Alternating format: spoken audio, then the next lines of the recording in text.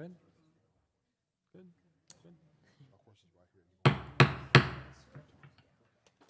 Good evening. The Planning and Zoning Commission meeting, Wednesday, August 17th, 2022, is called to order. Please stand and join me in the Pledge of Allegiance.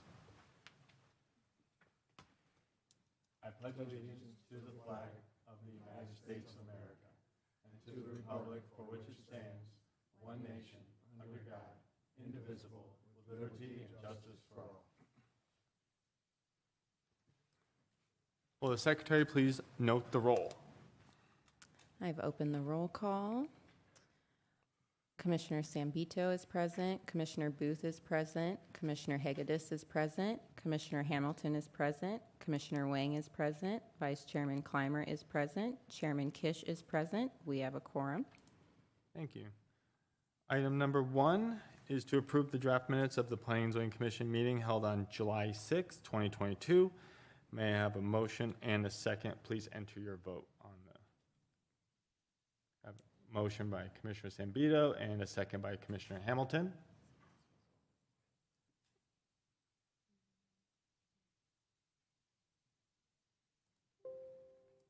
Motion passes. Thank you. Now is the time for the citizens who would like to address the Planning and Zoning Commission on any non-agenda items. Are there any speaker cards? No. Does anyone in the audience wish to speak on any non-agenda item?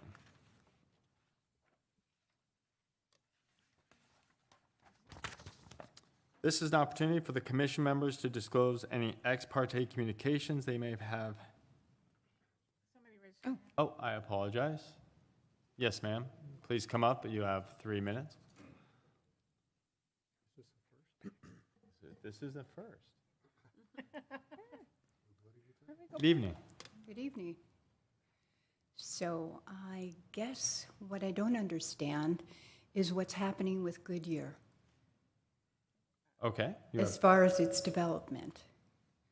I moved out here to almost 25 years ago, and it was going to be the hometown venue or area, and it's far from a hometown area. It's becoming concrete. This is a desert. Do you guys take that into consideration? What concrete does in a desert? I guess that's my concern. And why? Why so many apartments, little homes, distribution centers are saturating such a small area?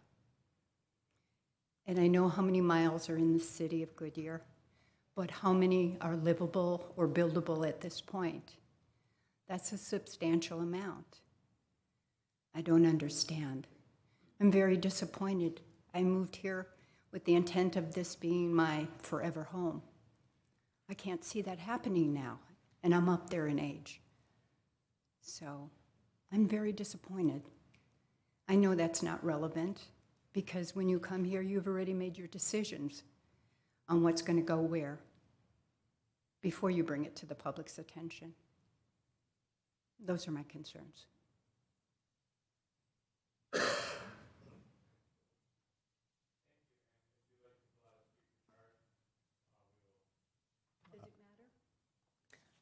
We'd like to keep those on record, please.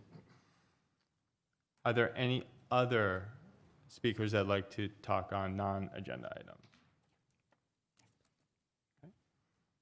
This is an opportunity for the commission members to disclose any ex parte communications they may have had prior to this meeting on any item scheduled for discussion on this agenda. Are there any? Seeing none? Nope. We'll move on to agenda item number 2 is a rezone for McDowell and 183. I'm going to open the public hearing. Assistant Planner Guadalupe Ortiz Cortez will present.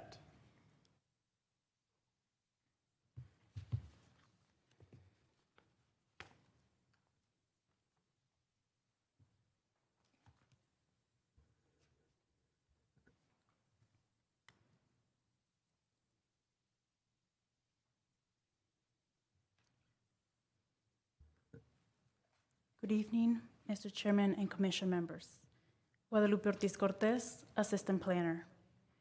The request before you this evening is to conduct a rezoning on a property within the city.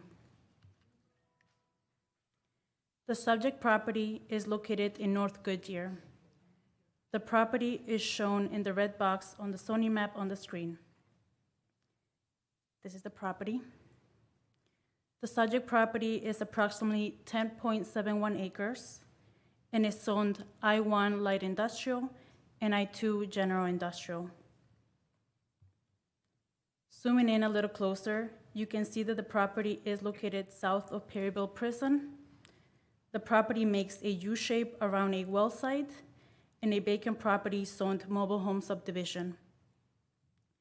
The property is north of I-10 in another county island, west of a U-Haul site in Canada Village, east of a county island, and a property zoned industrial for a rock operation business.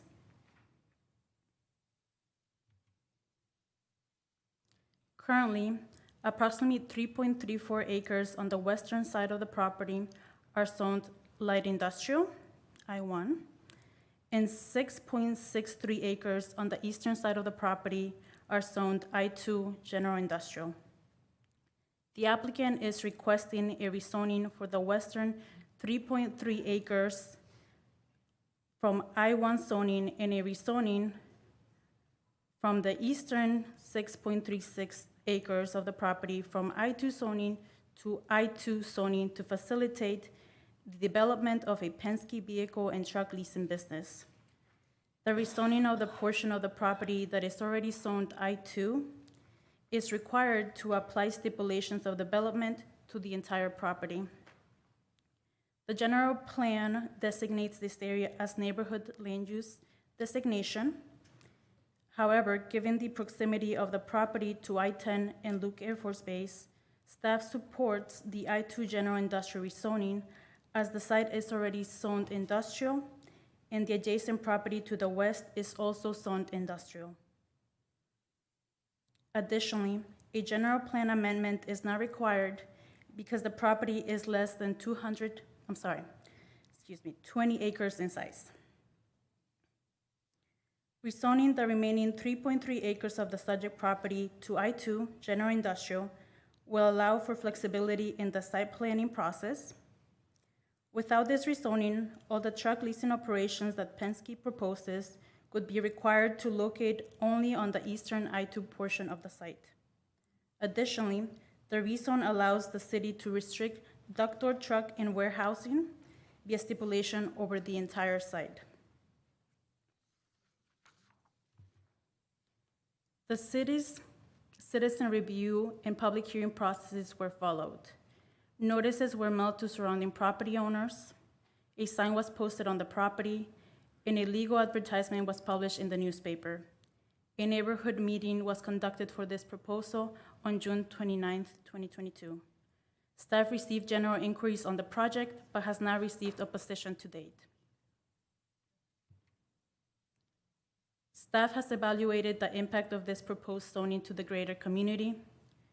With no major concerns being found, staff asked the Planning and Zoning Commission recommends approval to rezone the property from I-1 light industrial and I-2 general industrial to entirely I-2 general industrial, subject to stipulations including the limiting of dock doors and warehousing, and with a revision to stipulation number 2, correcting its scrivener's error, transfer of Goodyear should read transfer of goods. Mr. Chairman and Commission members, this concludes my presentation, and I can answer any questions you may have. The applicant is also in attendance and can answer any questions. Thank you very much. A very thorough presentation. Are there any questions for staff? Would the applicant like to address the commission?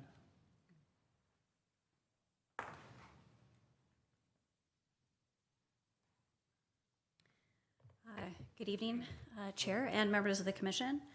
Cassandra Ayers, Barry Riddell, 6750 East Camelback Road. We're here on behalf of the applicant.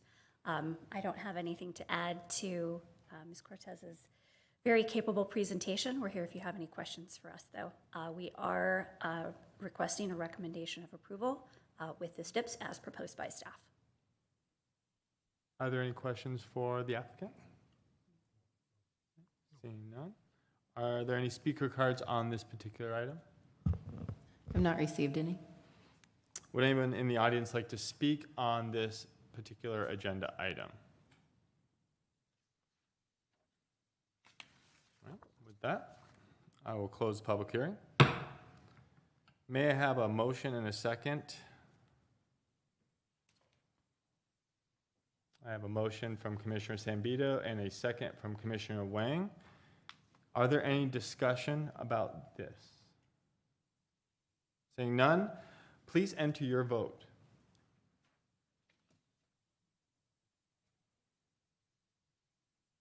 Motion passes.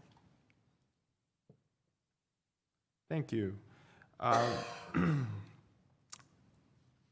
Agenda item number 3 is a rezone for Las Ventanas. I'm going to open the public hearing. Assistant Planner Lupe Ortiz Cortez will present.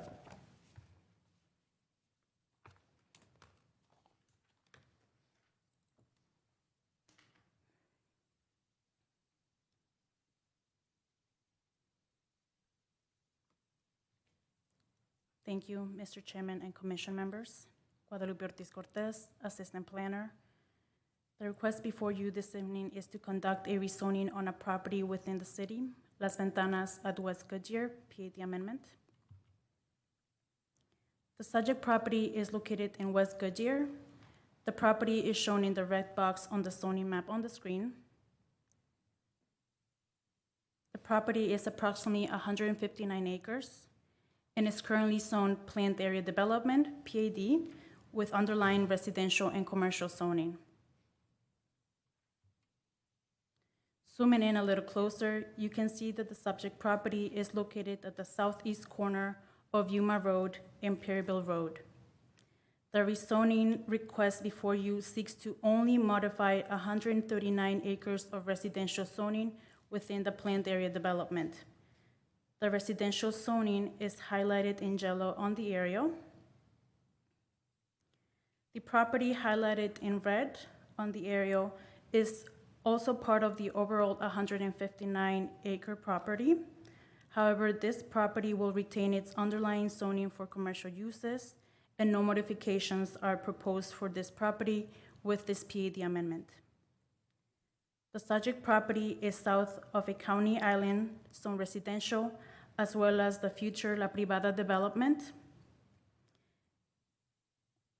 It is north of a county island with agricultural uses, west of Ventana de Estrellas, formerly known as Paseo Place, and east of a county island in the Buckeye Planning area. Within Las Ventanas, 3 residential lot sizes are to be built: a 60-foot wide by 115-foot deep lot, a 65-foot wide by 120-foot deep lot, and an 80-foot wide by 130-foot deep lot. Within the current PAD zoning, all of the lots have a maximum lot coverage of 45%. The PAD amendment request in front of you tonight seeks to modify the maximum lot coverage from 45% to 55%.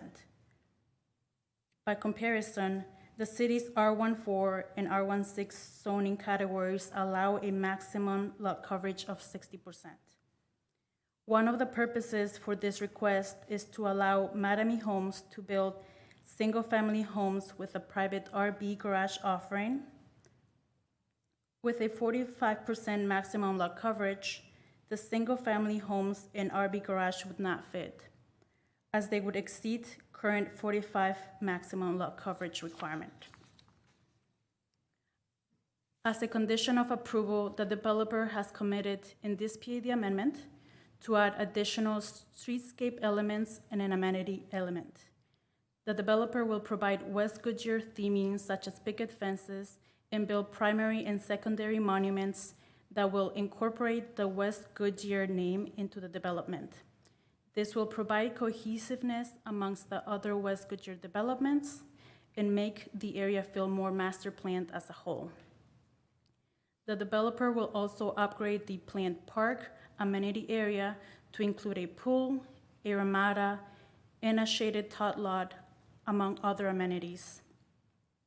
The proposed amendment does not increase the number of planned lots, and as stated earlier, it does not modify the planned commercial portion of the development.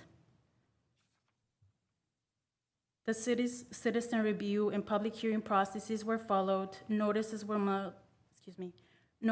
mailed to surrounding property owners. Signs were posted on the property, and a legal advertisement was published in the newspaper. A neighborhood meeting was held on July 20th, 2022. Staff received general inquiries on the project, but has not received opposition to date. Staff has evaluated the impact of this proposed zoning to the greater community. With no major concerns being found, staff asks that the Planning and Zoning Commission recommends approval to rezone the property to planned area development, PAD amendment, and increase the maximum lot coverage to 55%, subject to stipulations which include the additional streetscape and amenity elements, and with a revision to stipulation number 2. Is to be located shall be included, should read, shall be included, and later in the same sentence, any structure with the property should read any structure within the property. Mr. Chairman and Commission members, this concludes my presentation, and I can answer any questions you may have. The applicant is in attendance and can also answer any questions. Are there any questions for staff? Just a statement, this seems like a beautiful neighborhood. It's going to be almost like a flagship neighborhood for West Goodyear. It almost has a feeling of very premium, lots of amenities. I think it's going to be a beautiful addition to the area. Would the applicant like to speak?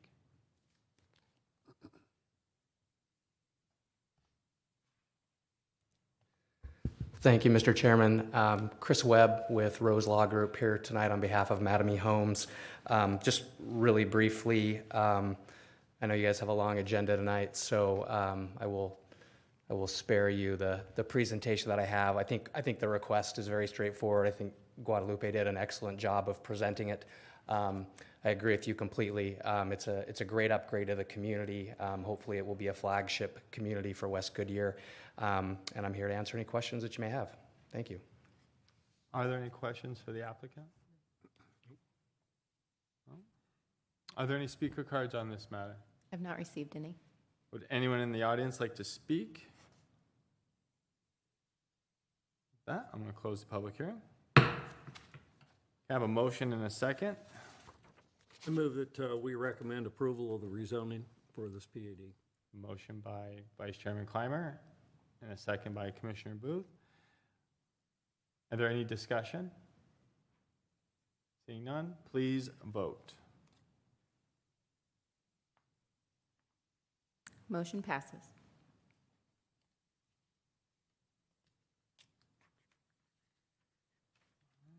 Agenda item number 4 is a zoning ordinance text amendment for Planning Commission and the Board of Adjustment. I will open the public hearing. Deputy Director of Planning, Katie Wilkin, will present. Thank you, Chairman and members of the Commission. The public hearing before you is to consider designating the Planning and Zoning Commission to the Board of Adjustment. You may remember that you did receive a presentation on this in June on the proposal, but to give you a brief reminder, the Board of Adjustment hears appeals of decisions of the zoning administrator, which means staff, as well as requests for variance. In Goodyear, we have very few of these cases, which is a very good thing. It means we're not getting appeals of staff decisions. Our last appeal case was 5 years ago. Because of that, the Board of Adjustment meets very infrequently, and of course the pandemic exacerbated that, and we haven't had a Board of Adjustment meeting in quite some time. Because it's so inactive, it's very difficult to keep members. As you know, you are volunteers. You wanted to serve your community by being on the Planning and Zoning Commission. Those who get appointed to the Board of Adjustment don't have a lot to do. And obviously it can be quite frustrating when you raise your hand to volunteer to serve your community, and then there's just not a lot of work for you to do because we don't have these types of cases. So what we would like to do is propose designating you, the Planning and Zoning Commission members, as the Board of Adjustment members. It is considered a separate body, So when we hold those meetings, we would close our Planning and Zoning Commission meetings and then open up new Board of Adjustment meetings. We have separate agendas, separate meeting minutes. Our plan would be that we would hold the meetings the same evenings as Planning and Zoning Commission meetings. We would end this meeting and then hold a Board of Adjustment meeting directly after if we have something we need to discuss. Our hope being that we don't add too much to your plate by putting these extra duties on you. We will have at least one meeting per year to designate the officers and have any required trainings that are required by law or ordinance. Other than that, hopefully we don't see many cases because, again, it's a good indication when we don't have a lot of those types of cases. The other thing this proposed ordinance does is currently the zoning ordinance requires that in order for the Planning and Zoning Commission to recommend approval of an item, it requires 4 affirmative votes. This has been a problem from time to time when there's been a couple commissioners absent from a meeting. It happens often, maybe around the holidays. And then you almost need a majority. So say that there was 4 commissioners at the meeting tonight, it would require all 4 of those commissioners to pass an item. What our proposal is that we change that to a simple majority vote. So if there were 5 commissioners at the meeting, it would only take 3 commissioners to vote in the affirmative to pass an item. That is more typical. State law allows that. We're not exactly sure why it was written into the zoning ordinance that it required 4 votes. If this is recommended for approval by this board, and if the city council were to pass it, it would become effective September 29th. So these new rules would be in effect at your meeting in October. So we would likely hold a Board of Adjustment meeting in October. And the one item we need to do is approve rules of procedure. So we are still working on the rules of procedure, which really gets more into the details. So we would present those to you.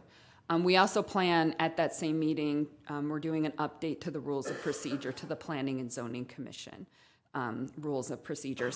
A lot of it is just, it lists the city hall address in your rules of procedure. That's now changed. There's some outdated information. There's also, if this were to pass, the vote is also in the rules of procedure. So there's just many updates that will go into more detail later. But again, if this were to pass, we would plan on bringing that to you in October. That concludes my presentation, and I'm available if you have any questions. Otherwise, staff recommendation of approval of the ordinance. Are there any questions for staff on either of these items? Are there any speaker cards on this item? I've not received any. Would anybody in the audience like to speak on the changes to what we're making? No? I'm going to close the public hearing, and I'll take a motion in a second. I recommend approval of the Board of Adjustment. I have a motion by Commissioner Hegedus and a second by Commissioner Wang. Please enter your vote.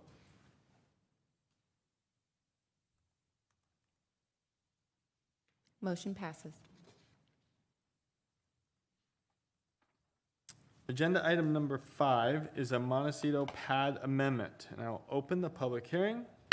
Senior Planner Alex Lestinsky will present. Did I get that last name okay? All right. Thank you, Mr. Chair.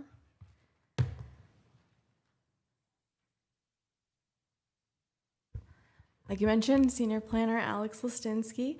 Oh, wrong presentation.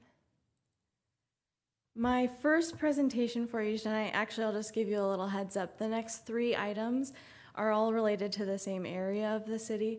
I'm going to split it into 2 presentations if you don't mind, one regarding the PAD amendment and then the other 2 combined since they're right next to each other, and I'll present that. So if you need any clarification along the way, please stop me. So the first item is the PAD amendment for Montecito. I'm going to go through a little bit of history just to get to where we are today, and then I'll tell you about the request, because in the context of the 1,400 acres that is Montecito. The request is to change such a small portion of what's out there today. So like I mentioned, about 1,400 acres is what we consider the Montecito Planned Area Development.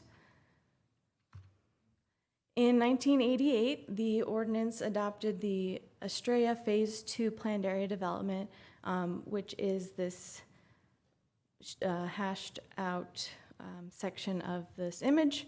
It was approximately 5,493 acres and included a mix of uses, commercial, residential, multifamily, and so on. In 2004, the Villages 7 and 9 PAD was an amendment to this area. It created 4 residential districts, SFD-EX, PR, CL, and an MF multifamily district. So that's all these different colors over here. It also included a commercial corner at the Willis and Estrella intersection. In 2008, there was the Montecito Phase 3 amendment, which basically talked about Montecito as 3 different phases of development. So the blue and the yellow were either constructed or under construction at the time. So the big amendment, which you'll see that this applied to, was the undeveloped area, which is out of the red hash. Those were the ones that were under construction or already constructed at the time. So you see a lot more colors on the map. It provided diversity of the residential classifications within Montecito, and adopted that. That had 1, 2, 3, 4. It broke down the types of residential even further and is mostly what you see out there today. There was 3 other amendments that took place in the Montecito area. One for the employment district that is around the city's wastewater treatment facility down there and the fire station that recently opened. In 2014, there was a density transfer and setback update to these parcels up here. And then and this parcel here. And then in 2017, there was a density update on the parcel just on the south side of the Calistoga Loop.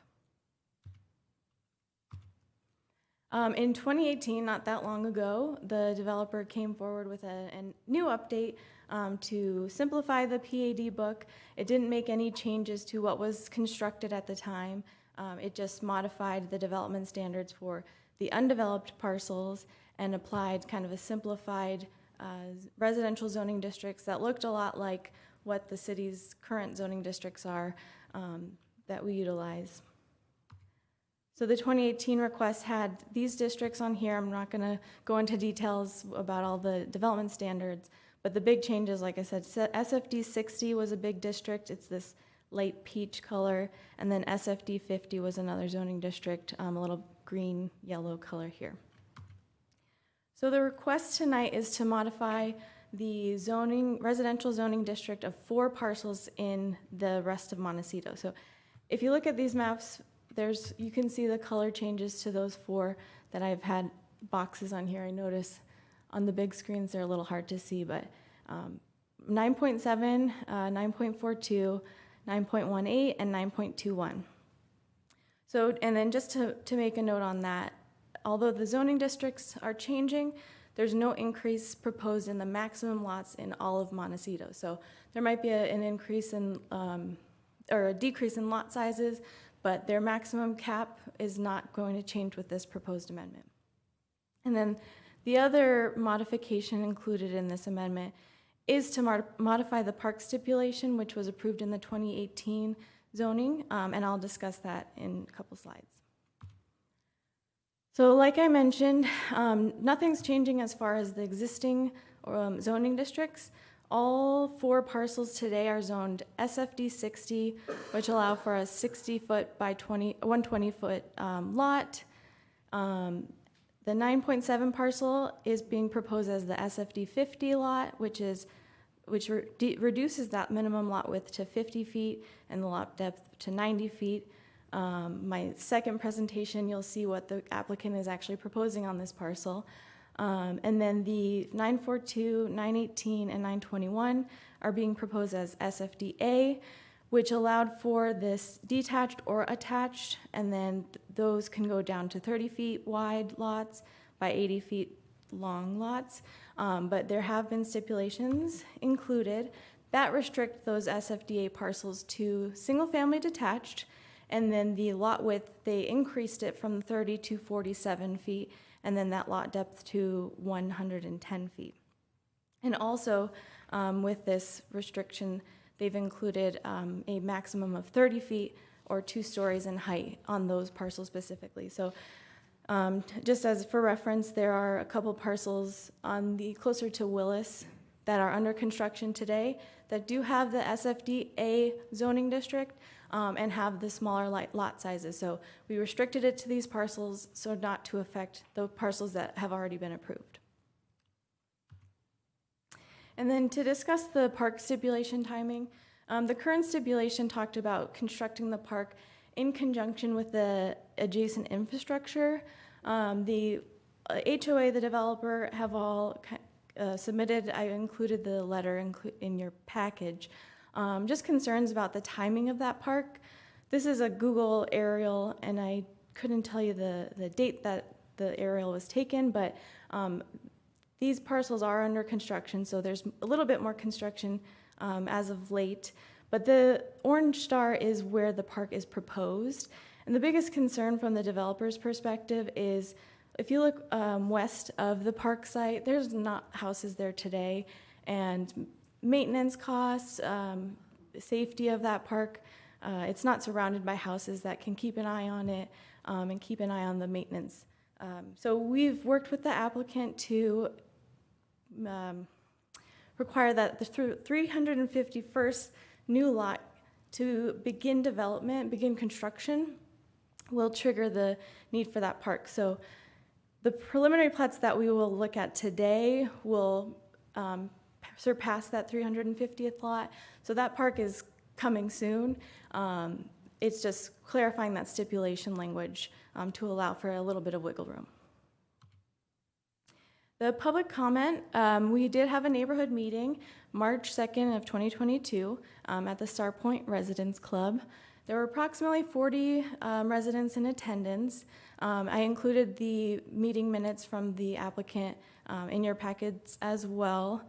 There was a mix of responses, a lot of concerns about reducing the lot size, delaying the park. There were on the opposition of delaying the park, there was concerns about constructing the park due to the financial burden of the HOA. There was just a range of pros and cons, and the applicant was there to past 7 o'clock talking with the neighborhood, and the biggest outcomes were, yes, increase in population, which, as I discussed, it's not changing the maximum number of units that were originally approved for this area. And then including the diversity of the lot sizes does make for a diversity of product in the Montecito planned area. So additionally, we've received a couple other phone calls with general questions about what's happening and what the change is, and then a couple of calls with similar concerns that came up at the neighborhood meeting. There was one email that staff did receive that was concerning the park improvements. I will leave the response up to the applicant to present to you.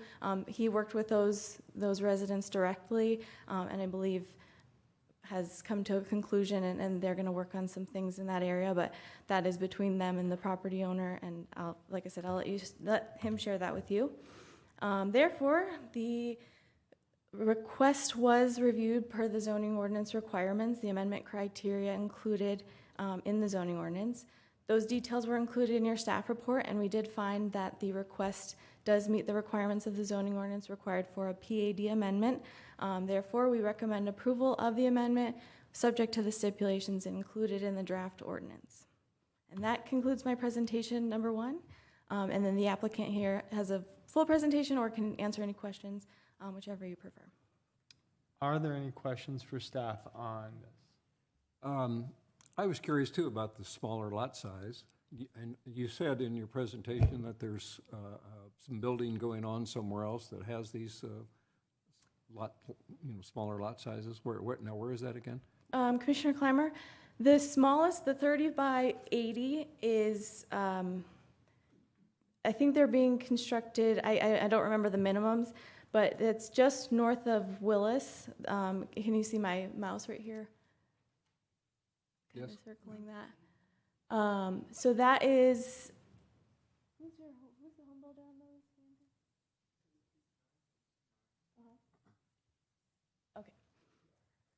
Okay.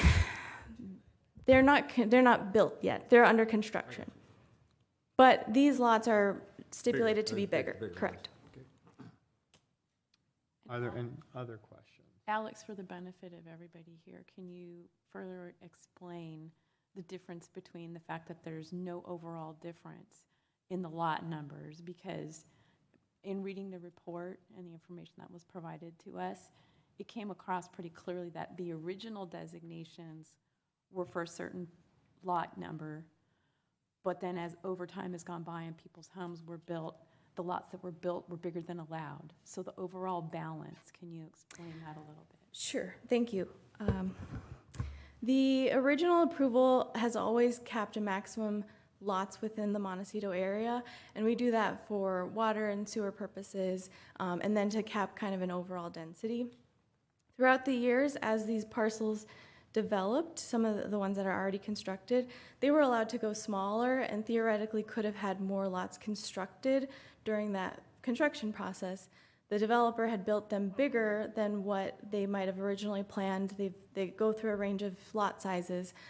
So they're not increasing lots because there was more planned or more that could have gone in what originally was proposed. And similarly, they might not even hit that number because what they have planned for the rest of Montecito that has yet to be developed, those lot sizes have not been locked in, determined, or developed. So does that answer your question? So thereby, to just kind of address the concept of traffic issues, if the development was planned, say, for 4,300 units, the fact that the lots were built bigger, the ones that already exist down there, and now these lots may be smaller, in the end, we'll still have 4,300 units, and the lanes of traffic and the traffic control that's out there will still be satisfactory to provide for what the proposal allows.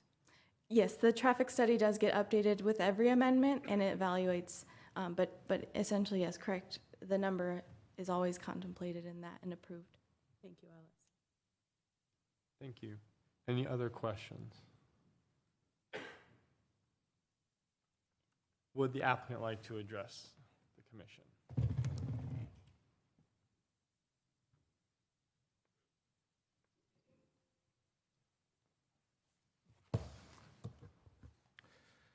Thank you, Commissioner Kish, members of the commission. My name is Andrew Yancey. I'm an attorney with Bergen Frank Smalley and Oberholzer. We do represent Estrella North LLC. As I think many of you know, my client purchased the balance of the Estrella community, the undeveloped portions, last year. It's a master plan community in southern Goodyear that's been under development for about 20 years. It's about 10,000 acres, so there's really a lot you can do with this. One of the great things is we do get to bring in different builders for different parcels. We do get to have a variety and diversity of residential product that caters to a multitude of home buyer preferences. First-time home buyers, empty nesters, move-up buyers, out-of-state transplants. It all fits within the master community, and that's how it's planned. I want to thank staff very much for their engagement with us on this project and everything we're working on in Estrella, and especially want to thank Alex for her presentation on the history of the zoning as it went across. I think you saw a lot of colors on a lot of maps, and it's a lot to parse, but I do think she also made a great point that what we're talking about tonight, it's just 4 of the approximately 60 development parcels that are within the Montecito area. I do have a full presentation I can give. I can just answer questions. I do have one slide I think that would be instructive as to Commissioner Sambito's most recent question about the sort of underdeveloped lots that have triggered our desire to go in for this PAD amendment here. So I'll leave it to, the chair's discretion to do the whole thing, just go to the one slide and then take any questions, however you'd like to do it. Also, the elevations and what they will look like in terms of on the outside of the houses, if you have that, what overall the project will look like. But then also, please touch upon the resolution you came with that particular person as well. Certainly, and Commissioner Kish, I do just want to start out by saying we don't have elevations, we don't have builders at this point. So it's kind of looking at the colors on the map and changing the colors on the map so we can get the fit in there. And then I will address these two matters. And of course, take any additional questions you have.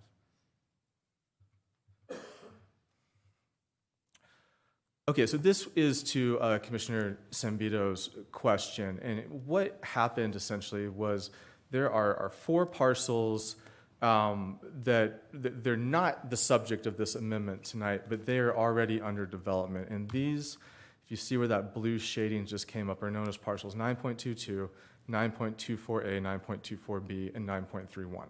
Now, per that 2018 zoning document, which was the last zoning amendment passed, those parcels together were allotted 460 lots. And their minimum lot width was 50 foot. They were SFD 50, that's the 50-foot designation. When they went to final plat a couple of years later, only 156 lots got platted. And they got platted at 65-foot width. So that's a much larger, 30% larger lot than was set up under the zoning. It's also about 300 lots less than their allocation. So Alex mentioned we're not going to go over that overall unit cap for Montecito.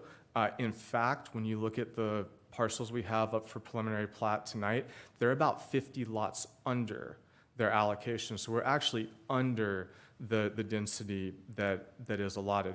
And when it comes to traffic, we do have traffic statements for each of these parcels that looks at exactly what you said, Commissioner. There were master studies done when this was master planned, and because we're actually bringing on fewer lots than were allocated at that time, there's no additional traffic concerns that are needed.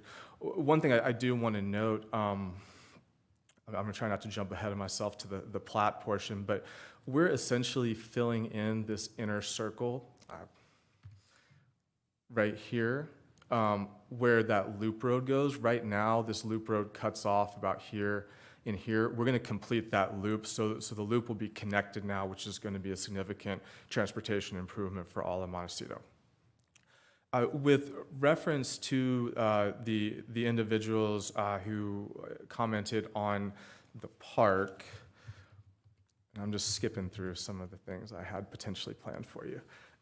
This is a diagram of where that park is. It's in the green. There are, and as Alex noted, you can see out to the west, this is purely empty, open desert right there.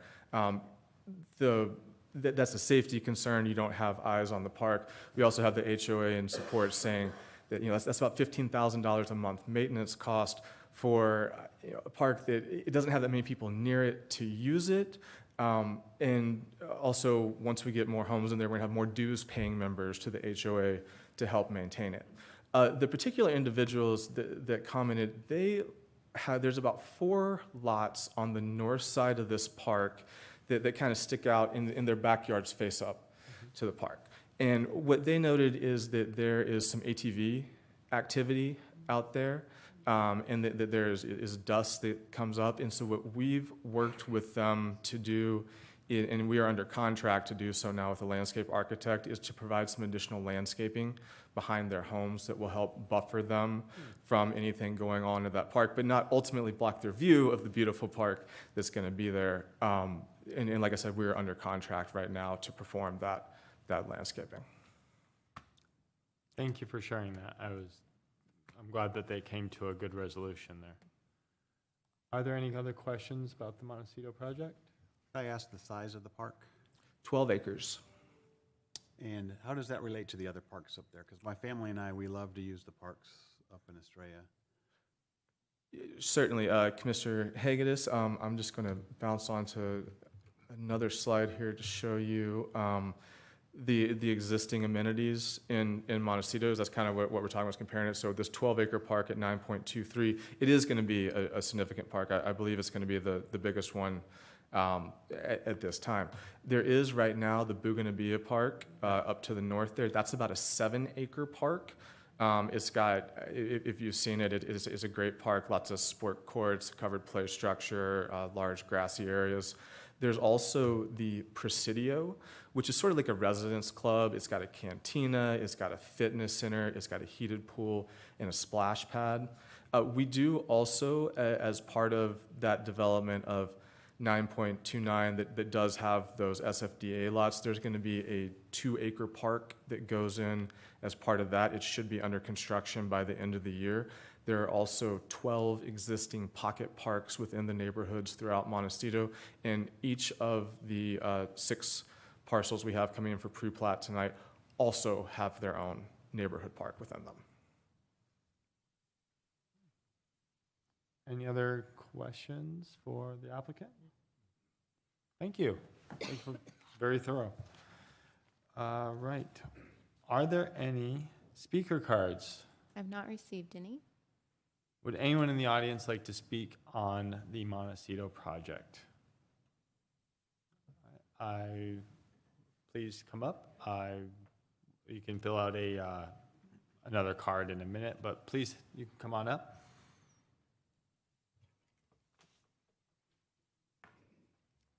Name and address for the record. You don't have to Really? state your address, Oh, no. just whether you're a Goodyear resident. Goodyear I am a resident. Goodyear Thank you. resident. My first name is Susan. And when choices are being made and decisions are being made on the Montecito, do all of you take into consideration?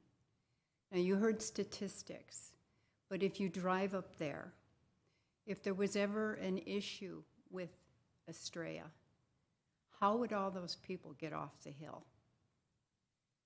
Do you also know of all the accidents that have happened a lot lately? Have you also known about the children getting run over on bicycles? The homes that have been broken into? I mean, I could go on, and the only reason why I'm saying anything today is because I really don't think those thoughts come into your heads. And the reason why I feel that way is because why would you saturate the areas so much where the traffic there is insane? When they decided to have an event up there, it was so insane. The traffic was unbelievable, and not even a quarter of the people that live up there showed up to the event because it's dangerous for them to cross the streets. It's dangerous for them to be there. You don't know what happens in your home. I know that may happen in other areas as well. But this development, how it was originally set up, did have bigger properties. A lot of the areas up there had bigger properties. If they compare it to the one that I think they're talking about, which may be smaller, have you seen those? Have you seen how they're just right on top of each other?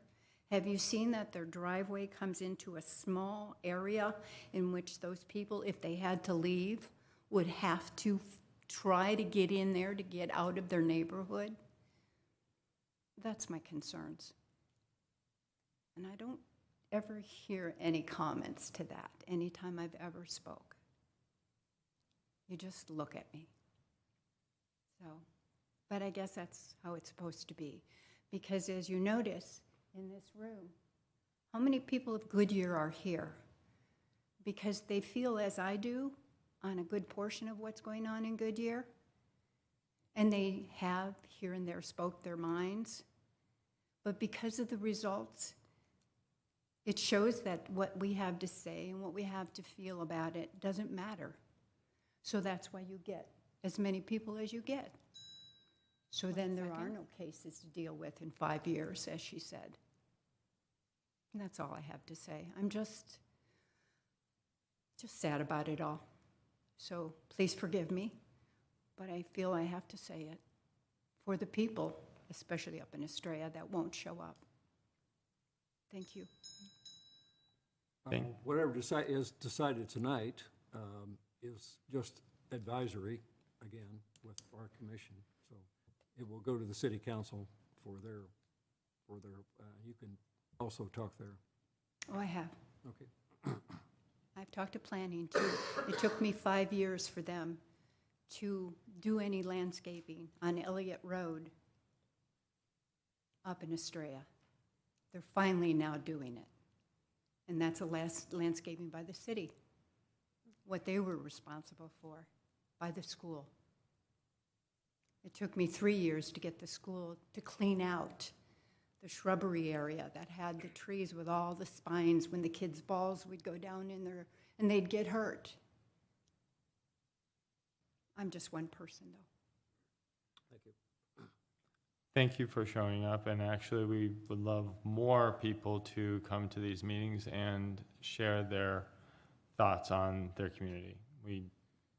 I'm an Estrella resident myself, and I know, as I've been to when the young boy was killed, I went to that, and the community showed up, and it was an amazing evening.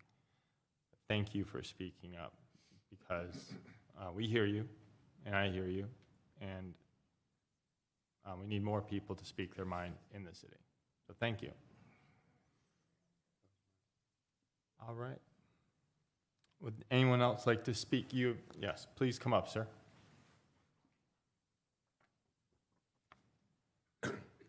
Vince, I do live in Estrella up there. I'm about a quarter mile from the park itself. And if she was a hammer, you hit that on the head. In my area, I can see what she's actually talking about the traffic. I assume that none of you live up there that high. I live there. We do. You do? Okay. And I brought this up with the project manager back then on, is there going to be another road to exit?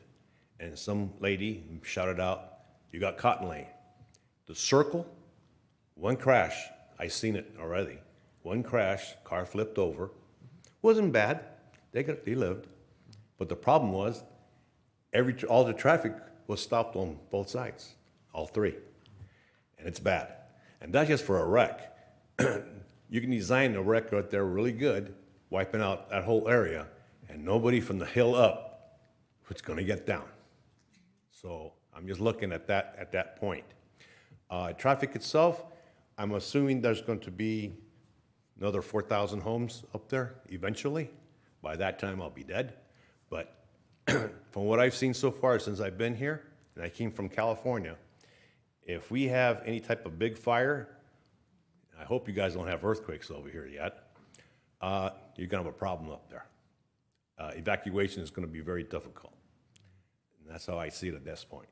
I lived through a lot of earthquakes in California, big ones. And traffic gets gnarly real quick when people panic, really bad. A fire, I've been in a couple of them, you don't want to be there at all. But my main concern is I see the traffic and how it's handling. I think Goodyear's officers are trying their best, but at the park, you can really hear it during the summer when it's nice out there, not when it's hot, when it's nice out there. You're drag racing, you can see it over the bridge, you can see it in some of the intersections, the donuts and everything, you can see that. So I think Goodyear's trying to find out who they are, but they can't be everywhere, every place at every time. So it is what it is. But I do agree with the lady. She's hit it on the head on that one, and there's gonna be a problem up there eventually. Just saying. If you're thinking about another road, I would be looking into that. I tried that 4 years ago with the project manager, and I still did not get an answer. He said, we're thinking about it. That was it. Thank you. Thank you, sir. In regards to roads in Estrella, I do believe there is a road in the future. I think we talked about it in the past. Katie, do you want to talk about the road that may exist in the future to the east side of Estrella Parkway?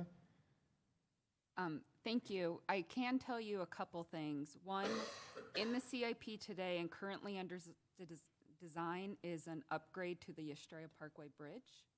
And they'll actually be adding 2 lanes by building a second bridge. That way, if there were an incident on one bridge, they could use the other bridge and have it go 2 directions should that be necessary. I don't have the exact dates on when construction would begin or when it is expected to be completed, but it is currently in the CIP and in the design phase. But I can certainly follow up with you on that. There's obviously a lot of activity going on in Estrella. Yeah. There are also future plans to take Cotton Lane further south. Okay. That would be done by the developer. That's not in the city's CIP, and so that's dependent on the development that happens in the area. So I don't have a specific timing for you on that. Thank you. And we will, as an Estrella resident myself, I'm there with the high school students, taking my 9th grader to, school in the morning. I know the traffic. I'm aware. I know the roundabout issues. I understand. I'm from the East Coast originally, so I'm well aware of roundabouts. They're evil in a lot of ways, but we get through them, and I do understand the concerns about traffic in Estrella. I do live it every day. Are there any other speakers that'd like to talk about Montecito project? All right. With that, I'm going to close the public hearing. And may I have a motion and a second to approve the Montecito project? I have Montecito project. A motion by Commissioner Booth and a second by Commissioner Hegedus. Please enter your vote.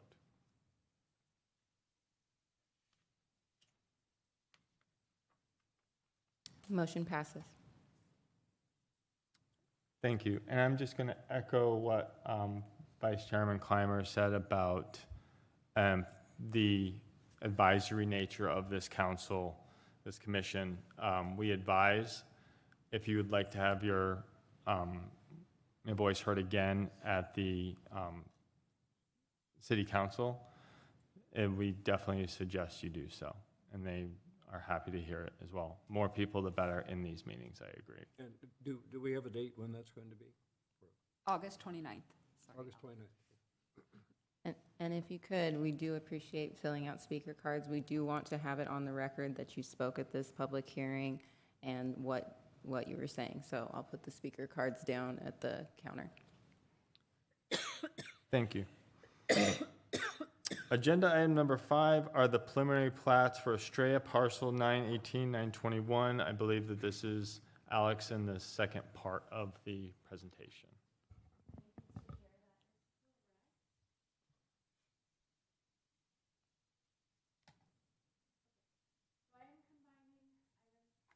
And 7, which I'll clarify which one applies to which throughout my slides. If there is any questions or confusion along the way, like I said, please stop me. So, in total, there's 6 preliminary plats being proposed in 2 different actions. So, action number 1, like I said, number 6, is in this green box down here. Those are parcels 9.18 and 9.21, which encompass approximately 34 acres and together include 143 lots. Item number 7 is 4 different preliminary plats being presented in one action, which encompasses approximately 71 acres and 365 lots. So that's 9.7, 9.41, 42, 39, and 40 are combined on the same preliminary plat. As we just discussed the last PAD amendment, the 4 parcels that were included in that PAD amendment are being proposed for preliminary plats tonight. So what we just approved as far as zoning and the restrictions of the lot width, lot depth, those are all being applied in the preliminary plats. So parcel 9.18, which if my mouse is keeping up, is this piece just south of the Mountain Vista future loop, Calistoga Loop. That's the 13 acres with 51 lots, and those lots are 47 by 115, which was stipulated, as I mentioned, in the PAD amendment. There's 2 points of access off of Mountain Vista Drive, and then further south is a future preliminary plat that would connect to this one. The second preliminary plat included in item number 6 is approximately 21 acres and 92 lots, once again stipulated to that 47 by 115 per the last PAD amendment. That's located just east of 9.18, south of Mountain Vista Drive, and includes 2 points of access as shown on the preliminary plat.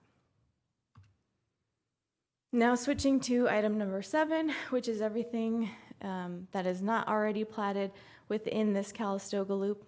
9.7 includes approximately 28 acres, 95 lots, and those lots are 50 by 120, which were part of that PAD amendment. The main access would come off the West Calistoga Drive, and then there's a shared access from the other preliminary plats included tonight that will provide the secondary access. Parcels 9.39 and 9.40 are included in the same preliminary plat, but those are this piece 9.40, and then 9.39 is this long sliver. So you can kind of see how that aligns with both of these. Has the primary and secondary entry points into the community, and then connects to those parcels just north of it. That was including approximately 18 acres, 97 lots total, and 65-foot wide lots by 120 foot. And then finally, maybe not finally, 9.41, approximately 9 acres, 52 lots, once again 65 feet wide by 120 feet long. You've got that main entry I talked about that connects to 9.7 and the other parcels around it, and then a main access off of Mountain Vista Drive. Okay, this should be the last one. So this is just at the heart of this Calistoga Loop piece. 16 acres, 121 lots, and those are 47 by 120 feet lots. And then that Tacoma is where the 9.7 and 9.41 shared access, and then it connects to the 9.4 parcel as well. The reason these are all combined, as you can probably assume, is they're all contingent upon each other. So we just combine them in the same action to save you guys some votes and some work, some staff reports, so you're not reading 4 different staff reports that are essentially saying the same thing. So we made that information a little bit easier. Staff has found that the preliminary plats meet the zoning requirements as were amended by you, or recommended approval by you tonight, the subdivision regulations, and the engineering design standards. Therefore, we recommend approval subject to the stipulations included in your staff report. And that concludes my presentation. I think Andrew is still here if you have any questions for him as well. Thank you. Are there any questions for Alex regarding the plats? No. Alex, are there any stipulations in regards, because I know there's a lot of building kind of happening on top of each other, not on top of each other, but in a row almost, it seems. Are there any stipulations regarding 2 stories on the edges that are overlooking into other homes? Mr. Chair, thank you. There are stipulations on 2 stories on the edge of streets. Mm-hmm. So those aren't overlooking into the street, and then also could create like a cavern as you're driving down the edge of a street. There are stipulations on, well, there are built-in separations between the existing, let me pull up one. Oops. I see on that thin piece where it says tract K, is there going to be landscaping on the north? I think that's, yes, on the north side of that? Yes, there will be landscape. That's part of there's like a wash, and then a power line comes down through Okay. Montecito. So. And then tract The southern side, that's landscaping as well, Tract anywhere there's B. tracks. Yeah, anywhere tract is going to be landscape. Thank you. Thank you very much. I just wanted to note that I appreciate that even though they just requested small lots, they stayed pretty well away from like the 90-foot depth. I mean, the significant 120, and they didn't even go as the bare minimum. There was only a couple lots that were 47. So I appreciate that. Would the applicant like to talk on any of these items, or?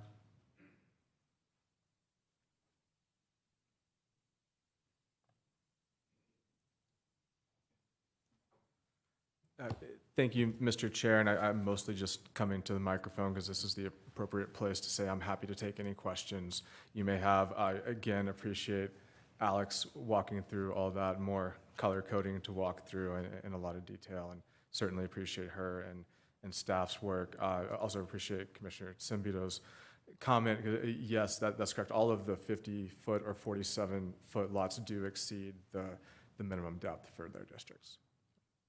And I also appreciate your understanding that Estrella is well known for its beauty and for its views and for the mountains, and the residents of Estrella love to see those things. So we appreciate the limit on the 2-story. Are there any speaker cards? I've not received any. Would anybody else in the audience like to speak on this? Yes, sir? Sir, you need to come up to the podium if you have a question. Yeah. Thank you.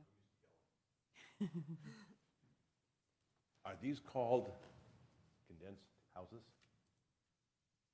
Sorry, what was the term? Condensed.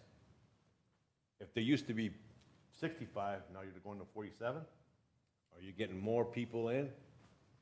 More house? Or less house? You get more people per lot, I would assume. Sir, if you want to direct the question at us, and then we can direct the question. Is the applicant making the property from a 65 to a 47, is what they're asking for, yes? Okay. Okay. Are they actually making the lots smaller so you can get more houses per acre? Okay. I believe I understand your question. You said your child goes to, your My teenager. your teenager goes to the high school? Yes. On the corner up there, because you got to make your U-turn around there. Oh, yeah. Legally. The homes are all 2 stories. We were told at the last meeting, when they were before we built, they were going to be a certain size. They ended up making them smaller. So now they're all 2-story, and they're very compact. Are these the same styles as those? Okay. I can direct my question to Okay. the applicant. Thank you very much. So what I think the gentleman is asking is there a particular reason why you're making the lot smaller? Is it to obviously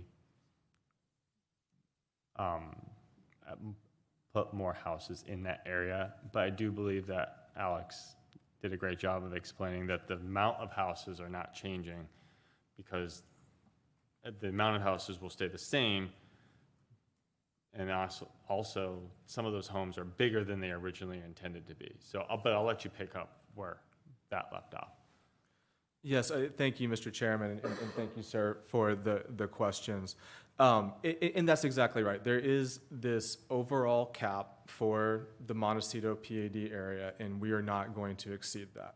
In fact, through these preliminary plats, we're actually having fewer lots in those specific development parcels than are allotted by about 50. We're about 50 under. The reason for coming in to ask for the change on the lot sizes, which technically is part of the rezoning matter, now we're on the preliminary plat where we're just showing that we meet the rezoning, but regardless, I'll address it. There is, in a master plan community, you want to look for a balance, you want to look for diversity. Montecito, as you saw, the max lots is around 3,600. There have been about 1,800 lots platted so far. So that's about half built out. Of those lots that have been platted, over 75% are 60 foot wide or more. So the existing homes in Montecito skew toward the larger lots.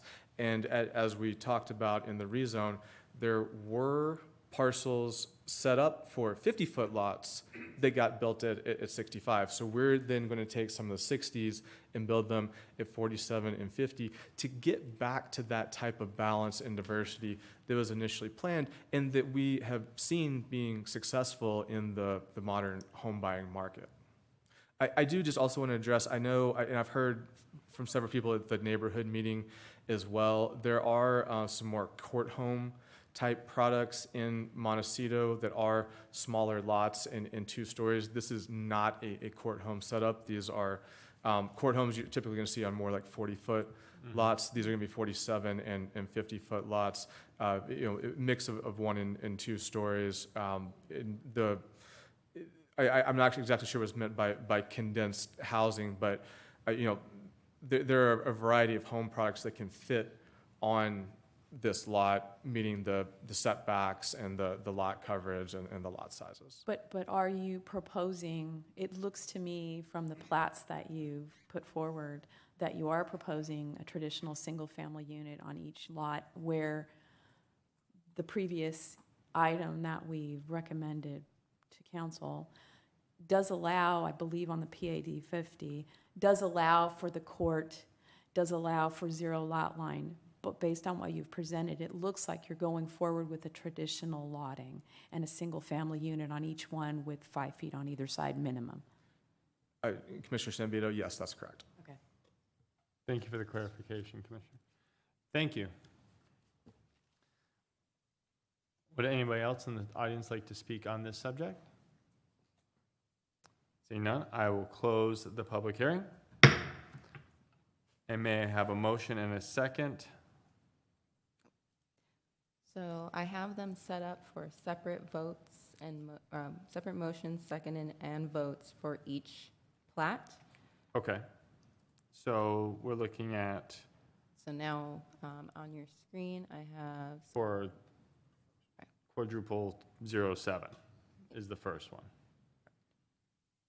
So I'll take a motion for item number 21500. I move that we recommend approval of the preliminary plat 9.18 and 9.2. So we're doing 9.18 right now, and then we'll do 9.21. I have a motion by Vice Chairman Clymer and a second by Commissioner Zambito. Please put in your voting.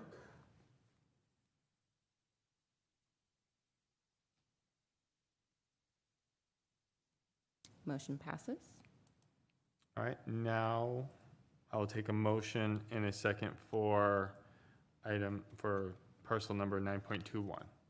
I move approval of item 21-500-00008, preliminary plat for Estrella parcel 9.21.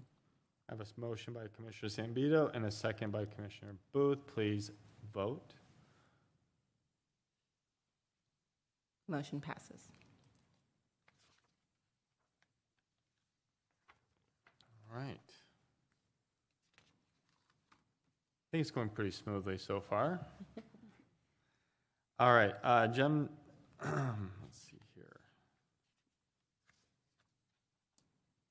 Are we moving on to item number 8? Don't we still have to act on the 4 other plats? Yes. Okay. So agenda item number 7 was presented with agenda item number 6. So Alex has presented already. So we are now looking at, Whether the applicant has any, if you have questions for staff on any of those items. okay. Are there any questions for staff on the parcel numbers? Is it 9.7 where are we on? Can you please pull up the summary? That'll show it. John? Perfect. So these are the items. Okay. Are there any more questions for staff on those items? No. All right, I will take a motion. Oh, do we go through are there any speaker cards? No, I have not received any speaker cards, no. Would anybody else like to speak on these items? Seeing none, I will close the public hearing. And I will take a motion in a second for preliminary plats 9.7. I move approval for item number 22-500-00001, plat number, preliminary plat 9.7. I have a motion by Commissioner Zambito and a second by Commissioner Hegedus. Please vote. Motion passes. Next. Okay, and then I go through each of these. Yes. Okay, can I have a Okay. motion and a second for item number 21-500-00004, Montecito parcel 9.39 and 9.40? I move approval of item 21-500-00004, Montecito parcels 9.39 and 9.40. I have a motion and a second. Commissioner Zambito and Commissioner Wang, please vote.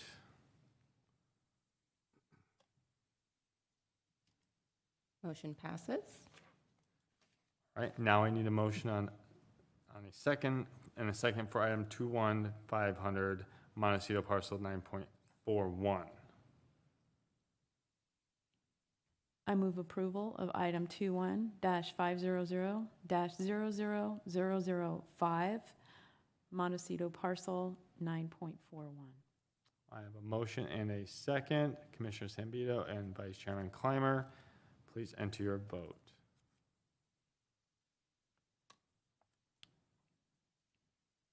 Motion passes.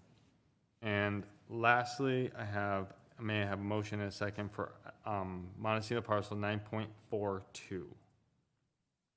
I move approval of item 21-500-0006, preliminary plat for parcel 9.42 in Montecito. I have a motion from Commissioner Zambito and a second from Commissioner Booth. Please enter your vote.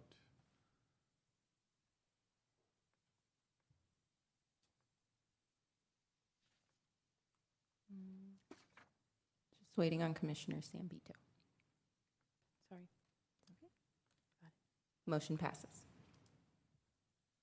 All right, well, I got lost in the weeds there a little bit. I apologize. There was a lot going on there. That's okay. That's why I'm here. Thank you so much. Item number. Chairman, I'm sorry. Oh. One item, Chairman and the Commission, I just wanted to make a small point that items 6, 7, 8, and 9 are in our business agenda, Yeah, and oh, it yes. is at the Thank you. discretion of the chair to take public comment, but they're not actually public hearings, so there is no need to open or close a public hearing. Okay, So again, you can't, and we'll double check your script and make sure that that's clear on there, so I apologize. But again, since you did close the public hearing, I just wanted to make it clear for the record that we didn't actually advertise for a public hearing, but again, we still can take public comment outside of a public hearing. you know, I think that's where I got a little bit lost there because I was expecting to have those items and I didn't actually have them, so I was like, whoa, where am I? All And right, those items were quite different with multiple items within a single item, but again, I just wanted to make that point that these are not public hearing items. I Thank you. appreciate the clarification on that. All right, agenda item number 8 is a preliminary plat for Thrive at a Vision. We have Alex who will present. Thank you, Mr. Chair. As you mentioned, Thrive at a Vision. This project was rezoned in February of this year. I can't remember when the majority of the commission just started their term, but I know Chairman Kish was here for this one and Commissioner Clymer. The subject property is at the northeast corner of West Van Buren and North Central Avenue. So just for reference, Central Marketplace, which includes Church's Chicken, McFall Tire Repair, I think the 99-cent store is in there, is just to the west of Central Avenue. Right on the opposite corner is the Wells Fargo. So this property is tucked right between the Wells Fargo and then the single-family residential to the north. And then to the east is what the center is called Central Square. The biggest user that popped out to me was Papa John, so I labeled that one. And then to the south is Avondale. Down here is the Bolero Avondale, and then there's a Circle K that's in Avondale on the south side of Van Buren. The property is approximately 4.6 acres.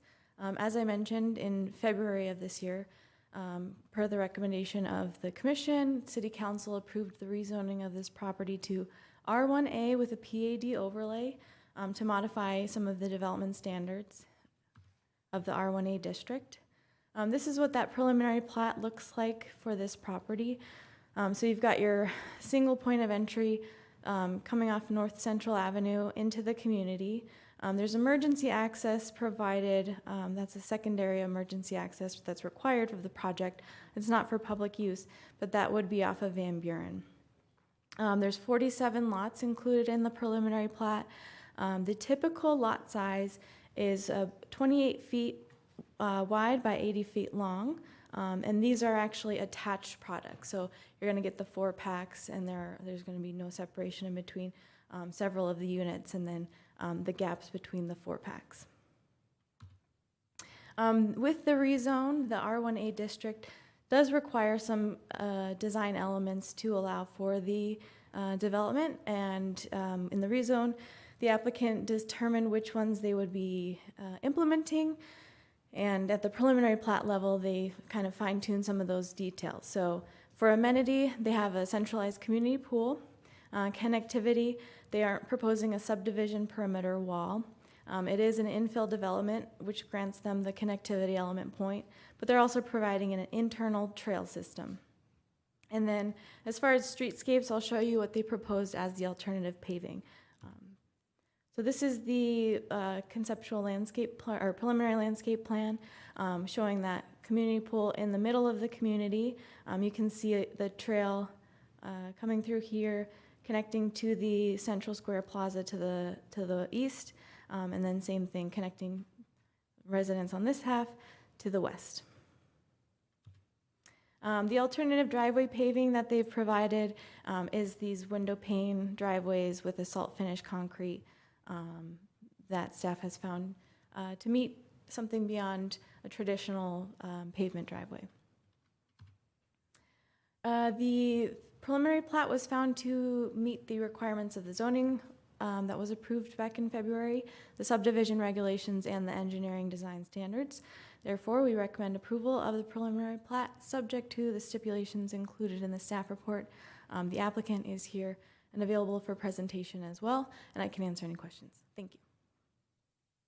Are there any questions for Alex? Unfortunately, I was not sitting on the commission when this came through, and as I read it, I did notice the point that was made that there would be no perimeter wall. And as I did, like my little Google drive-by, looks like it's about 20 to 30 feet along the north edge there.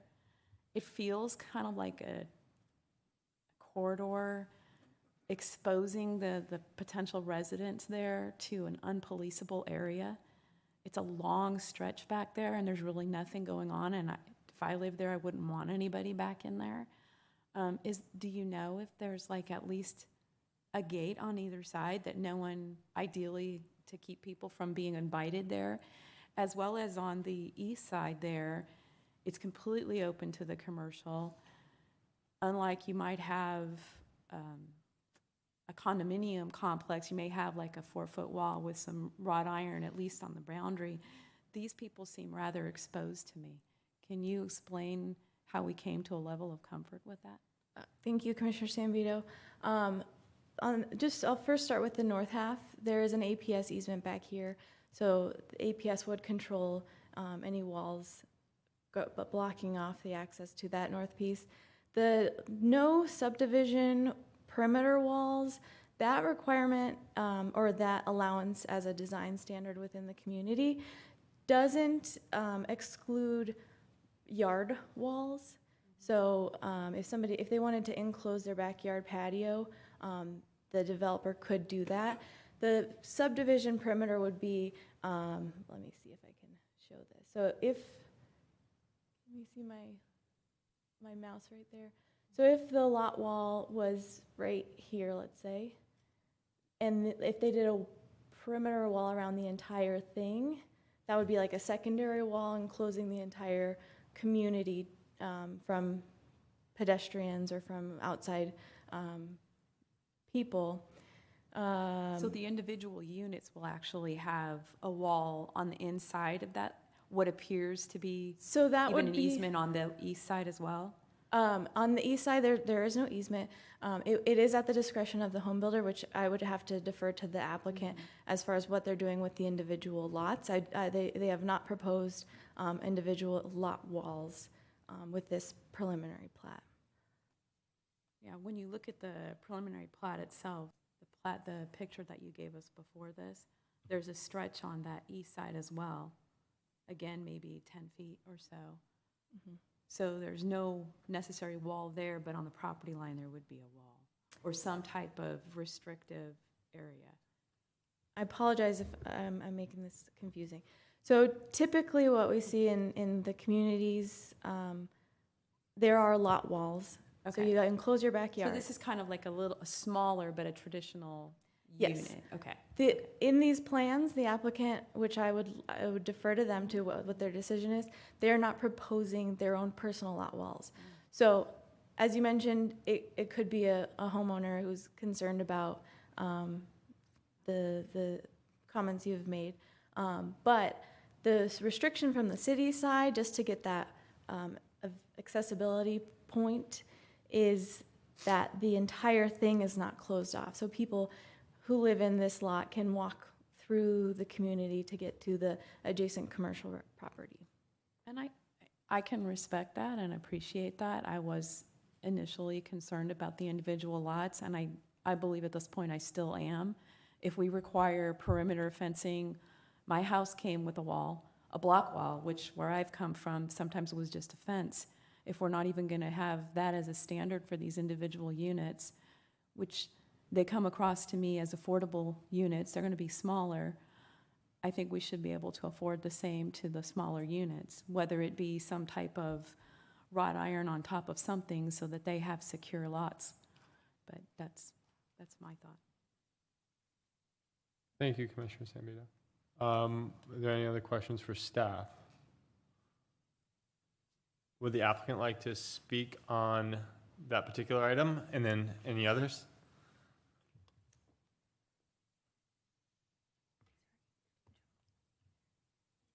Perfect, thank you. And thank you, Chair, and thank you, Commissioner Zambito. Just to clarify, each individual lot will be fenced, like a traditional home. Okay. And it's a townhome product. It's hopefully going to look really nice. We wanted to make sure that we maxed the height out at 30. We put the interior pool and amenity program in there where we have a very large setback on the north side as well as on the east side, which you noted. And we did that for obviously PUE access for city staff on the north side.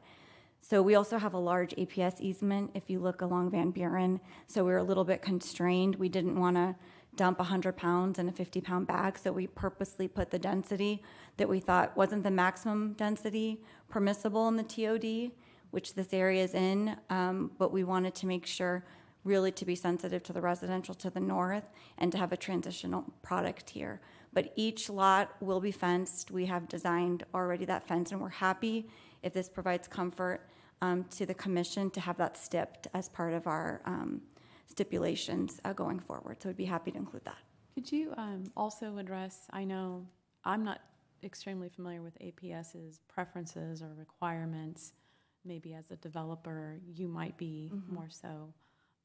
Do you know if they would want that area on the north somehow secured so that any old person couldn't be walking through there? Yeah, just to Setting up a clarify. tent? Yeah, thank you, Commissioner Sabia. Just to clarify, the APS easement is not on the north. It's Okay. just along Van Buren. The easement on the north, I think, is a PUE for sewer access for Okay. cities. So I think that's just a little bit of a clarification. And would the city then want that secure? That still seems like a policing problem to me. If you to have a 30-foot wide area, a couple 100 feet back from the street, you can't see what's going on back there. Now that I know that there is fencing, even more of a concern. You've got an alleyway. You can, if you look at the plat itself on that north part, it's pretty clear.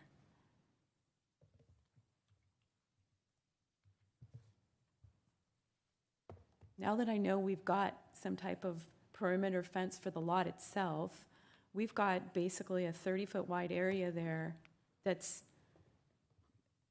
it doesn't seem like it's dealt with. Thanks. There's no regulation requiring that, and zoning is the time to create new requirements. Well, then it needs to be on the record that I have a concern with that, because I believe that will be a policing problem in the future. Commissioner Zambito, we completely understand your concern, which is why we wanted to make sure we had individual lot fencing. So we understood we're a little bit constrained. We have to provide that access for utility purposes, but we wanted to make sure that we could at least, to the best of our ability, keep the individual units safe as a result of that. Thank you, and I respect that. Now that I understand that you have that perimeter fencing, I really appreciate that. This is more or less for the city, a comment.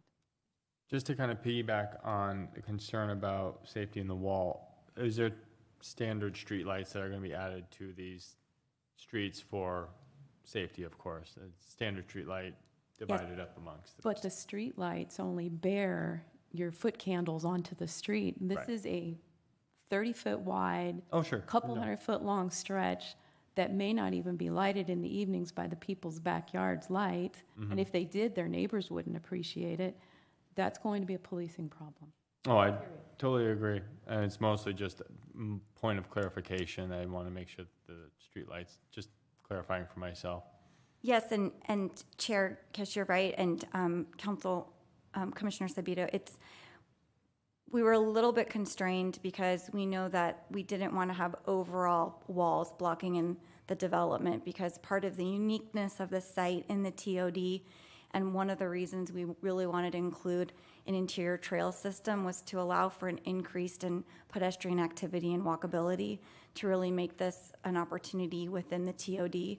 So there's always a back and forth of how we try and handle that. And I think you're right, we're just gonna have to be very sensitive to the ongoing safety and security of the site.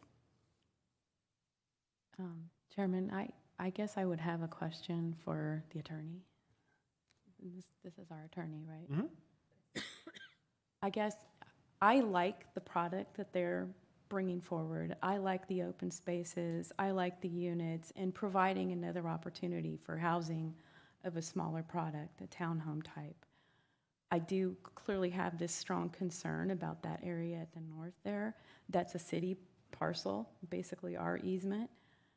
I would love to be able to vote for approval.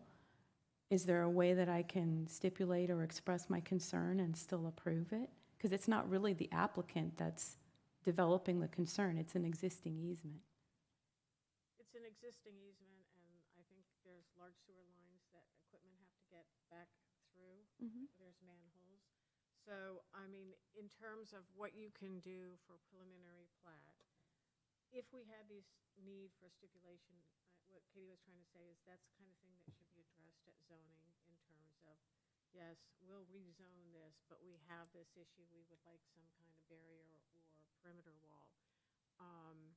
At this point, we couldn't really impose that sort of regulation at a preliminary plat stage.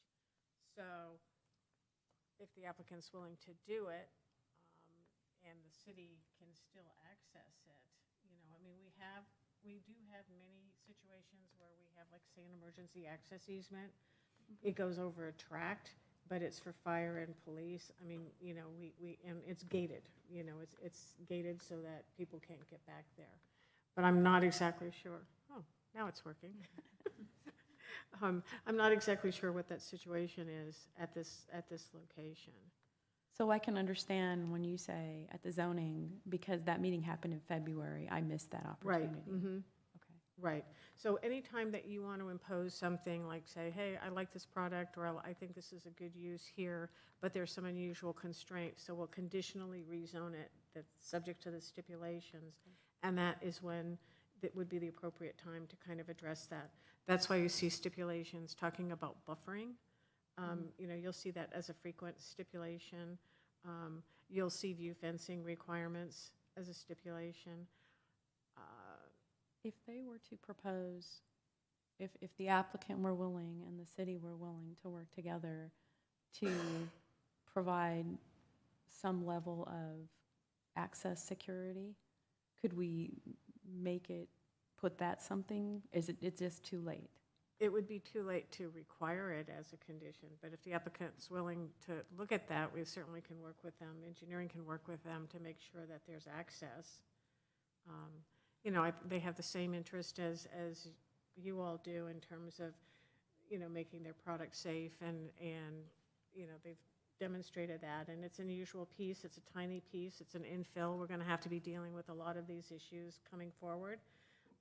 I've been here 17 years, and all of a sudden I'm seeing really complicated type issues and very creative ways to use the property within the city. So I think we'll just have to be more mindful of those types of things at rezoning stage. If you're willing and the city is willing, that would be something that would make me very happy as far as approving the product and seeing it as well-rounded. Some sort of safety protocol for that area. Thank you. Just to make sure I correctly have a motion in a second, would I create a motion in a second to amend or create a stipulation onto this? Or would I have to go through the motion in a second, have it denied, and then have a second motion in a second? If you wanted to try and add the stipulation, I mean, you could just move to amend the motion that's pending.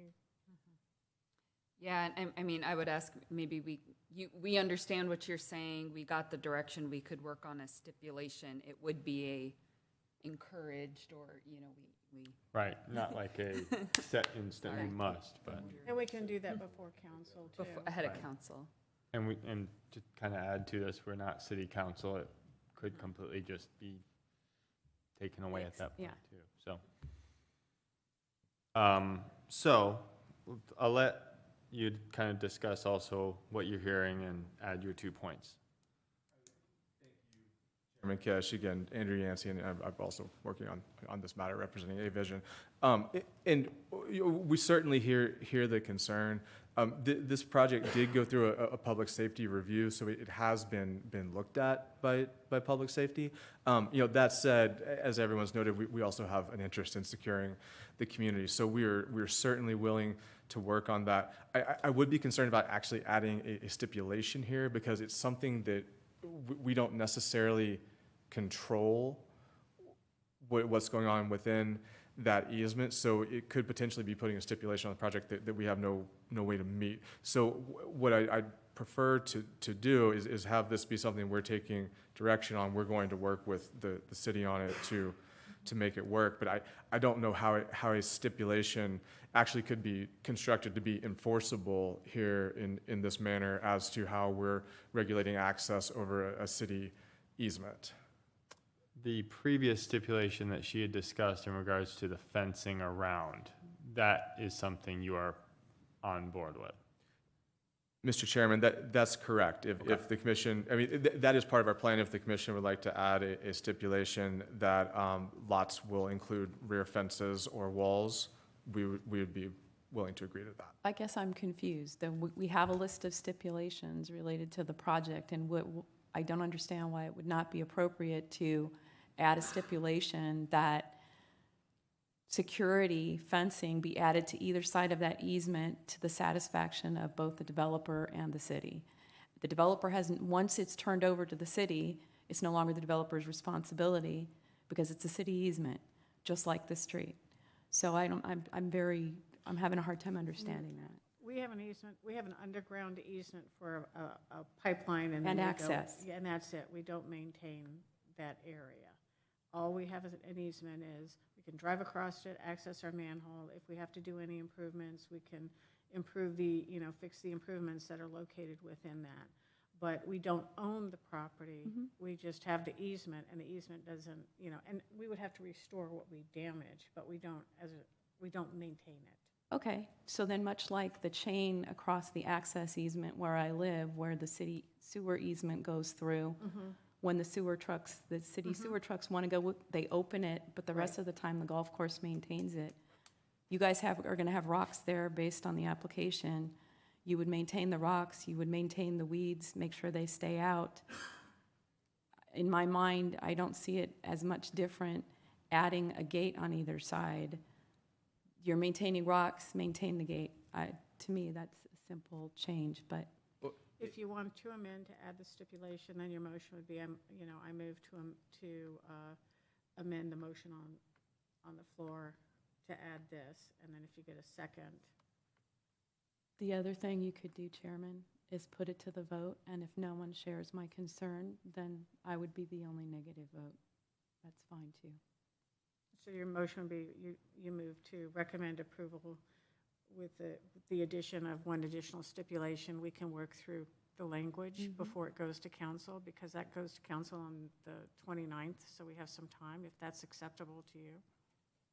If you don't want to build the gate, I can allow him to move forward with the vote and see where it goes. Well, in Commissioner Zambito, I just want to be clear, it's not necessarily that we don't want to build the gate, it's that the city, per its easement, has a right to access, and we have not vetted with the city what they'll agree to. And that would be, and we can draft the stipulation subject to city approval and, so it doesn't impair any access rights that are existing. So that may, if it impairs it and the city can't deal with that, because they can't get their trucks through, that would be something that you'd have to. I've seen gates with multiple locks and different access keys for different parties, so I know that's doable. So I think where there's a will, there's a way in this Exactly. particular piece. I think it's just making sure that we correctly go through the order, the Roberts Rules, and make maybe sure that. with an added stipulation to secure that public utility easement. So let's go through a motion and a second, and then just to keep things on pace, have discussion, and then, because that's the order I have to move in this direction, correct? And then, with that discussion, move from there. Is that fair? Okay, so, may I have a motion and a second with one stipulation of walls being added around the complex? Is that not? No. I'm sorry. They've got perimeter walls on the units. All we're going to add is security gates to the satisfaction of the applicant and the city on that northerly public utility easement. I'm going to do the northern side with discussion. Okay. So then, with the stipulation of adding walls around the property that we talked about, or not on that northern side. So the I think there's two stipulations. There's one that would be that all of the lots will include either rear fences or walls. Correct. That's one stipulation. And then the second stipulation is that security kind of gate to provide some limit access to the easement area on the north side of the property. Okay, we can do that now. All right, so can I have a motion and a second to add two stipulations, one with walls to be added, and the second to add a gate on the northern side? And that will amend item number 21500-00013, preliminary plat for Thrive at a Vision. May I have a motion and I have a motion? I move approval of item 21-500-00013, preliminary plat for Thrive at a Vision Goodyear, with the two additional stipulations, one for perimeter fencing of the units and one for securing with a gate of the public utilities easement along the north. And I have a second from Commissioner Booth. Let's have some discussion. Okay, what are your thoughts and feelings on the wall and the securing of the easement? Well, the walls are already included, right? I mean, you're already planning on the walls for the units, right? This is just kind of a formality, adding it, the stipulation. All right, I like those amendments. Okay? already been discussed in planning and other parts of the city about that portion, and nothing was brought up at that time with any concerns, so I'm just wondering what city council will do since, we'll just see if they want to approve it, so they can always say no. I'm also of the thought of making sure that it works for both sides. Make sure that it works for the developer and also for the people that live there. And I believe that our amazing staff is already working on putting the language together. I can tell they're busy doing that.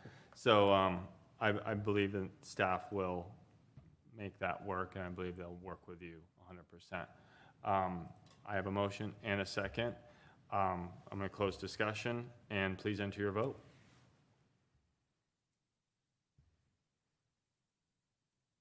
Motion passes. Agenda item 9 in the preliminary plat for Citrus Farm. Alex, It's a marathon. take us away. Thank you, Chairman. My final item for you tonight is the Citrus Farm preliminary plat. Property is located north of the northwest corner of Citrus and Indian School Roads. So just to the west here is the Sadea community that is building quickly. Surrounding the property north, east, and south is the Able Ranch community. The north half of the Able Ranch, which they consider phase 1, is in progress. I don't think they've gone vertical yet, but they are working on their development. And this Citrus Farm is a little cutout of the Able Ranch, formerly known as Talaverde Estates. That property was zoned R16 just a few years ago, the traditional single-family residential, and they are proposing 110 lots on about 45 acres. Those lot sizes are about 60 feet wide by 130 feet long. Guillen Homes has been working with an engineer to develop this site. There is main access off Campbell Avenue. This is the main access to the west is Sadea. And then there's emergency access south here. There is 5-acre park is required on projects over 40 acres. This one provides the 5 acres split up into 2.7 and 2.3 connected by an active trail. So there's shaded tot lots, play equipment throughout this 5 acres total. The preliminary plat was found to meet the zoning requirements, the subdivision regulations, and engineering and design standards. Therefore, staff recommends approval subject to the stipulations included in the staff report. That concludes my presentation. I don't think I have an applicant here tonight. So I can try to answer any questions, but I don't have one. Thank you. Anybody have any questions for staff? Are there any speaker cards on this issue? I've not received any. Would anyone in the audience like to speak on this issue? All right. May I have a motion and a second for item number 21500-00015? Looks like I have a motion. I move, and as you said, the number, recommend approval of preliminary plat for Citrus Farm, subject to the stipulations. I have a Commissioner Wayne with a second. Please enter your vote. Motion passes. All right. Are there any, looks like Katie has left us for a second. Are there any staff communications, Alex? Well, I'll speak really quickly. Okay. Just want to say thank you for your patience with all this new technology, the new building and everything like that. And we're still working on everything, but Yeah, the air conditioner overall- works, by the way. Yes, quite chilly in here. Very well. But I think overall it went pretty well, and so, yeah. Alex, do you have anything you want to add? I don't think so. Thank you. Sorry to put you on the spot, Alex. All right. The next Planning and Zoning Commission meeting will be held September 14th at 6 PM, right here. There being no further business to discuss, this meeting is adjourned.